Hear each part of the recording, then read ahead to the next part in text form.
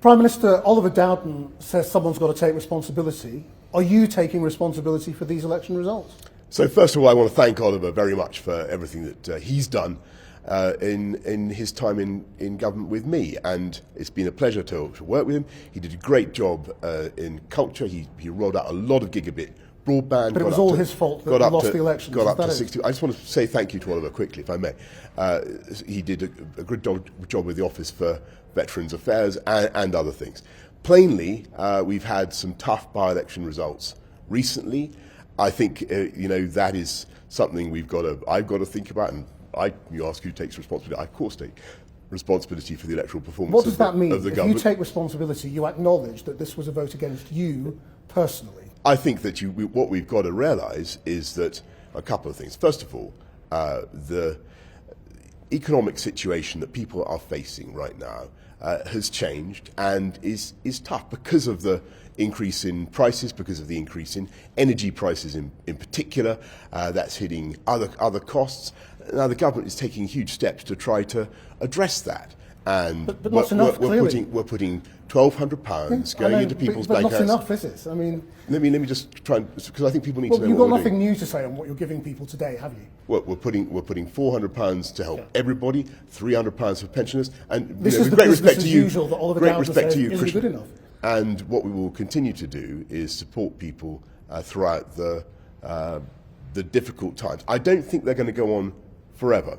I do think that the price spikes will eventually pass. I think inflation will come down. We have the tools to get inflation down. We're reforming our economy, the way things work. We're reforming our energy markets. We're trying to reform our transport systems in order to reduce costs for people. That's why the strikes are so disappointing. But we were getting on with reforming our housing market to make the cost of housing more affordable for people. Catastrophically an election in Tiverton, and so which is a 30% swing. Now this is about you. This is a reaction, surely, to the Sue Gray report, to the casual law breaking over which you presided, your own fines and your own attitude towards it, which was to say, I was vindicated, not I broke the law, I'm very sorry, I'll resign. So I think that there are a lot of things going on, and I in no way wish to minimise people's feelings, and Oliver has made that point. But I think that overwhelmingly it's the job of governments to listen and to learn and to address people's feelings. And so what have you learned? So that is what we are. That is what we are doing. What I recognise is that people are feeling the squeeze caused by the rise in energy prices. We're doing a lot to mitigate that. But what I would also say to you is, without in any way wishing to minimise the lesson from by-elections, is it was only a little over a year ago that we won a Labour seat. So you are dismissing these voters now, aren't you? Saying, sorry, that's not what I'm saying.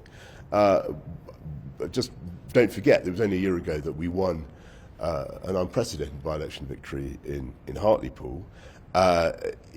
Today, we face serious economic headwinds.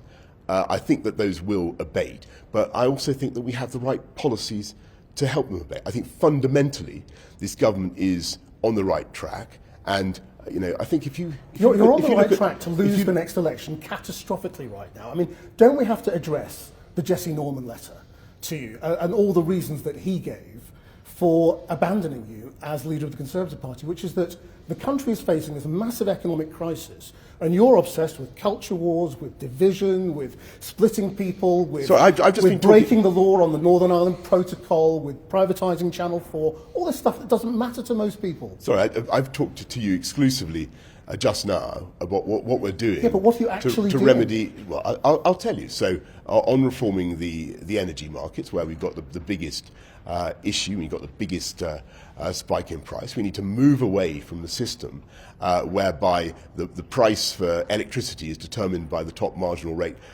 paid by earned by the gas producers.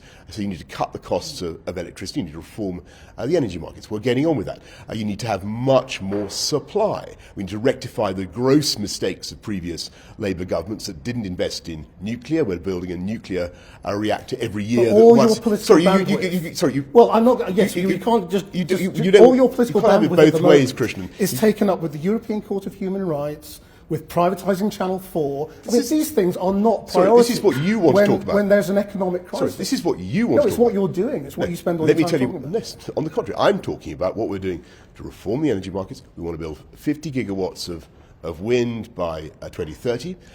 We want a nuclear power station nuclear reactor every year rather than every 10 years. We're going to be much less phobic about using domestic hydrocarbons where they can substitute for international imports. It's an extremely sensible thing to do. So you need to reform the energy market. Are you saying it's time for you to get serious? Then let me just continue what we're doing to reform the way this is not well. We're not talking about energy markets right now. We'll do that another time. I mean, this is a bigger picture question, which is whether you can carry on leading the Conservative Party, because you were a winner and now you're losing catastrophically. You've had 3 terrible by-election losses, and your colleagues are saying it's time to get rid of him.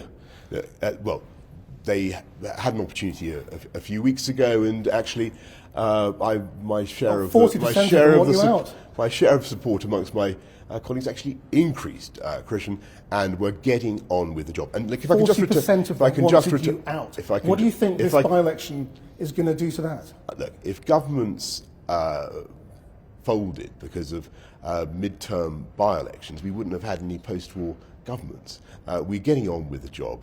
We've got to make sure that we not only reform our energy markets, we reform the way our transport networks function. And you look at the cost of rail for people.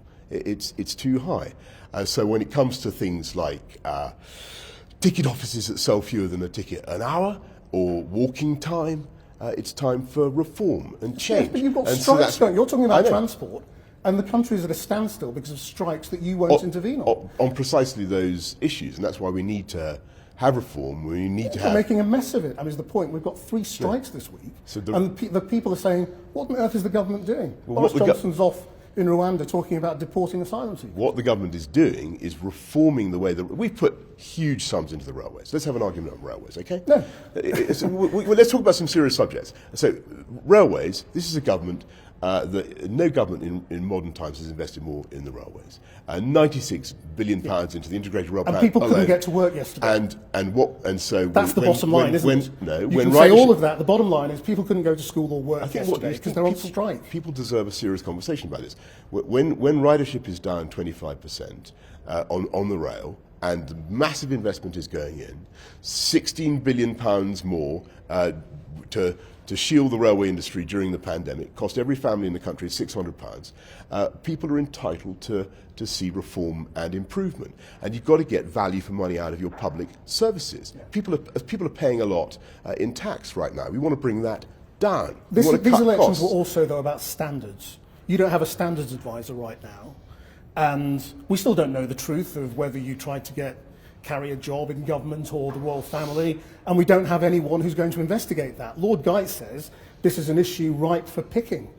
Are you looking urgently for a standards advisor? Well, the last I talked to Lord Geit, he was keen to stay on until the end of the year, so we haven't got anybody immediately. Nobody can look into this controversy. There was a question about steel tariffs, about which there was I think a legitimate disagreement, but of course there will be a replacement in due course. Yeah, but he says the question of carry and jobs in government, either when you were Foreign Secretary or after you were Prime Minister, is an issue that is ripe for picking for a standards advisor. Well, and you don't have I'm not certain that he does say that, but that's what he said. I'm not certain he does say that. But anyway, what we want to do is make sure that we get on with focusing on the number one concerns of the British people. And many people are concerned about your standards.